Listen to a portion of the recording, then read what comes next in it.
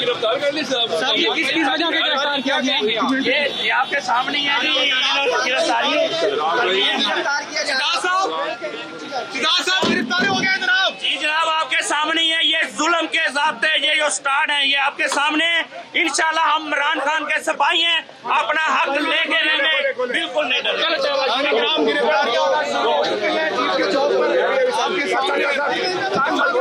شہزاد فاروق کو بھی گرفتار کر لیا گیا ہے, اس بارے میں کیا کہیں گے؟ یہ اچھی بات نہیں ہے. ہمیں افسوس ہے کہ اس ملک میں قانون اور آئین کی دھجیاں اڑائی جا رہی ہیں. ہر شخص کا, ہر شہری کا حق ہے کہ وہ اپنی آواز بلند کرے, وہ مارچ کرے. یہ میں بار بار آج اعادہ کر رہا ہوں کہ انگریز بھی اس حق کو تسلیم کرتا تھا اس دور میں بھی. تو اب ہم ایک آزاد قوم ہیں, ہمارا آئین ہے, ہمارے قوانین ہیں, ان کے تحت جو ہمیں حقوق حاصل ہیں وہ حقوق ہم سے کیوں چھینے جا رہے ہیں؟ سننے میں آ رہا ہے کہ آپ کو بھی گرفتار کرنے کی تیاریاں کی جا رہی ہیں. پولیس کا ایک جتھا اس طرف آ رہا ہے, ہو سکتا ہے وہ ایسا کرنا چاہیں, مجھے نہیں پتا اس کا جواز کیا ہوگا. ہم ایک پرائیویٹ احاطے میں اس وقت کھڑے ہیں, میں آپ سے گفتگو کر رہا ہوں اور کوئی یہاں پہ نقص امن کا اندیشہ نہیں ہے. اور اس کے باوجود اگر وہ مجھے گرفتار کرتے ہیں تو شوق سے کریں, عوام دیکھے گی کہ اس ملک میں اس وقت فسطائیت کا کیا سما برپا ہے. تو سر دفعہ 144 دفعہ 144 جو لگی تھی اس کا کوئی تعلق نہیں تھا اجتماع سے, وہ صرف اسلحے کی نمائش کے حوالے سے تھی. اسلحہ ہمارے پاس, کسی کے پاس کوئی اسلحہ نہیں ہے, ہم بالکل نہتے ہیں, پرامن طریقے سے یہاں اکٹھے ہوئے ہیں. تو 144 کا جو نوٹیفیکیشن آیا تھا وہ بالخصوص اسلحے کے حوالے سے تھا. یہ جو گیدرنگ ہے اس حوالے سے کوئی نوٹیفیکیشن نہیں آیا. تو سر پاکستان تحریک انصاف کے کارکنوں کو روکنے کے لیے پولیس مختلف جگہوں پر موجود ہے, لبرٹی پر بھی موجود ہے, آپ کے جو پنجاب کا سینٹرل سیکریٹریٹ ہے وہاں بھی پولیس موجود ہے. تو یہ بات رکھنی جو ان کی اسٹریٹجی تو یہی ہے کہ نہ نکلنے دیا. یہ غیر قانونی بات ہے, غیر آئینی ہے. کریں ہمیں گرفتار پھر اگر یہ کرتے ہیں تو. ہم تو بہت منظم اور پرامن طریقے سے آئے ہیں ایک پرامن گفتگو کرنے کے لیے, پاکستان کے عوام سے مکالمہ کرنے کے لیے. کوئی وجہ نہیں کہ یہ ہم پر بربریت کریں.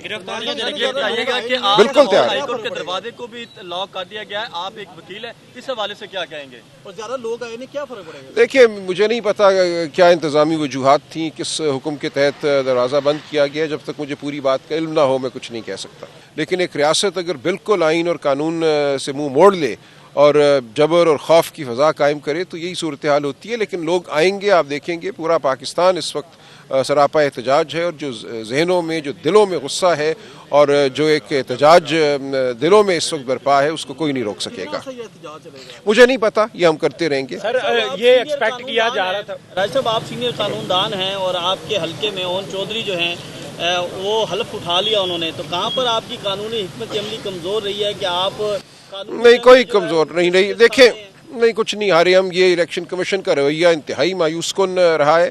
یہ الیکشن کمیشن کے ہاتھ میں یہ طاقت تھی. شروع کی جو 2-2.5 ہفتے ہوتی ہیں ٹرائیبیونل بننے سے پہلے, اس تمام عرصے کو الیکشن کمیشن نے ضائع کیا ہے. ہم نے ان کو دوسرے دن جا کر سینکڑوں 400 سے زیادہ فارم 45 دے دیے تھے. تقاضا کیا تھا کہ کہیں اس آر او کو جس نے فارم 47 بنایا ہے کس فارم کے تحت, کون سے وہ رزلٹ ہیں پولنگ اسٹیشنز کے جن کو جمع کر کے اس نے فارم 47 بنایا ہے, اس کو کہیں کہ وہ لائے سامنے الیکشن کمیشن کے. قانون یہ کہتا ہے کہ 14 دنوں میں الیکشن کمیشن نے تمام فارم 45 اپنی ویب سائٹ پہ لگانے ہیں. آج دن تک نہ کسی آر او کو بلایا گیا فارم 45 کے ساتھ, نہ الیکشن کمیشن نے اپنی ویب سائٹ پہ یہ فارم لگائے ہیں. فارم 46 جو آڈٹ ہوتا ہے بیلٹ پیپرز کا, 47, 48, 49 مکمل الیکشن کمیشن کی طرف سے قانون کی خلاف ورزی ہے. اگر الیکشن کمیشن نے اپنا کام کیا ہوتا اور جو طاقت الیکشن کمیشن کو میسر ہے وہ استعمال کی ہوتی تو اس وقت بات بالکل واضح ہوتی. لہٰذا کمزوری ہماری طرف سے ہرگز نہیں ہے, یہ الیکشن کمیشن کی کمزوری اور شکست ہے. دیکھیں میں سمجھتا ہوں ہر پاکستانی کو یہ فیصلہ کرنا ہوگا. ہم اپنی زندگیاں صرف اپنے لیے نہیں جی سکتے. ہمیں جو پاکستان کا نظام ہے, جو عوام کو چوس رہا ہے, جس کے نیچے عوام پسی ہوئی ہے, اس نظام کی خاطر ہمیں نکلنا ہوگا. بالکل ٹھیک کہہ رہے ہیں, ہم میں سے بہت لوگوں کو یہ آسائش حاصل ہے کہ ہم منہ موڑ کر بیٹھے رہیں, اپنے گھروندوں میں دبکے رہیں. لیکن یہی وہ وجہ ہے, یہی وہ رویہ ہے جس کی وجہ سے یہ ملک یہاں پہنچا ہے کہ عام انسان کے لیے, غریب کے لیے یہاں اب جینا دشوار ہو گیا ہے. جب تک وہ لوگ جو آسودہ حال ہیں لیکن جو اپنے ذہن میں کوئی خیال رکھتے ہیں, دل میں جذبہ رکھتے ہیں, وہ باہر نہیں نکلیں گے تو ملک بہتری کی جانب نہیں بڑھے گا.